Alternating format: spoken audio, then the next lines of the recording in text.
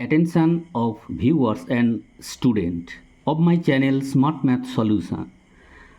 আজ আমি তোমাদের এমন কয়েকটি প্রশ্ন নিয়ে হাজির হয়েছি যেটা তোমাদের দ্বিতীয় পর্যায়ক্রমিক পরীক্ষার জন্য খুব প্রয়োজন। প্রথম প্রশ্নটি হলো, স্থূলকোণী ত্রিভুজের পরিকেন্দ্র ত্রিভুজাকার ক্ষেত্রের বাইরে থাকে। দ্বিতীয় প্রশ্ন, দুটি নিরেট গোলকের আয়তনের অনুপাত 1:8 হলে তাদের বক্রতলের ক্ষেত্রফলের অনুপাত 1:4 হবে। 3 নম্বর প্রশ্ন, x ভেরিজিয়াস y, y ভেরিজিয়াস z এবং z ভেরিজিয়াস x হলে অশূন্য ভেদ ধ্রুবক তিনটির গুণফল হবে 1। 4 নম্বর প্রশ্ন, x² + x + 1 = 0 সমীকরণের বীজদ্বয় অবাস্তব।